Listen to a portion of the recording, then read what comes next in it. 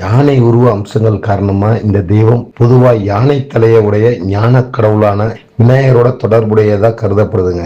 இவருக்கு நிலையான பெயர் இல்லாததுனால பல்வேறு பெயர்கள் அறியப்படுது. அது என்ன அப்படின்னு பாத்தீங்கன்னா, தடைகளின் எஜமானி அப்படின்ற பெயருக்காக விக்னேஸ்வரி அப்படின்னும், யானை முகம் அப்படின்றதுனால கஜானனா அப்படின்னும், பெண் விநாயகர் அப்படின்ற பொருள்படும் விதத்துல இஸ்திரி கணேசா அப்படின்னும், விநாயகி அப்படின்னும், கணேசனி அப்படின்னும் சொல்லப்படுதுங்க.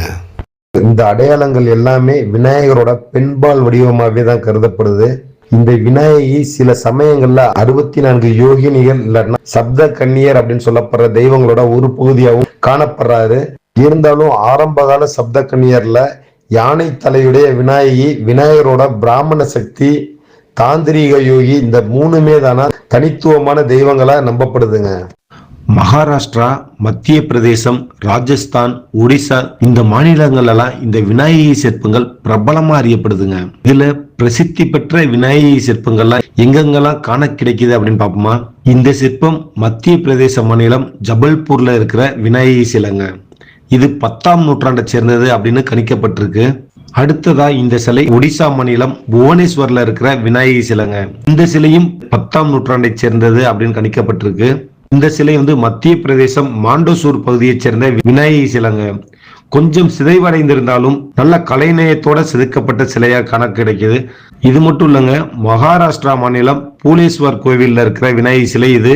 விநாயகி சிலை இருந்ததற்கான முழு உதாரணமே இந்த சிலையை பார்த்ததுமே நம்ம கண்டுபிடிச்சிடலாம். அடுத்ததா பாத்தீங்கன்னா செரியாநாத் கோயில் இருக்கிற இந்த விநாயகியோட திருவுருவம் வந்தாங்க. இந்த சிலையை பாக்குறப்பே உங்களுக்கு தெரிஞ்சிருக்கும், பல வண்ணங்கள்ல நல்ல அழகா அப்படியே தானே செதுக்கப்பட்டது மட்டும் இல்லாம வண்ணமும் தீட்டி பார்க்கிறதுக்கே அம்சமா இருக்குங்க.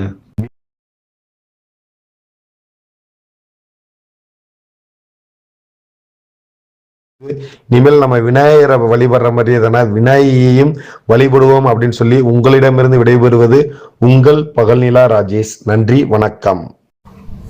மரம் வளர்ப்போம், மழை பெறுவோம், நீர்நிலை செழிக்க பனை மரம் வளர்ப்போம், பசுமை செழிக்க பசுமை புரட்சிக்கு வித்திடுவோம்.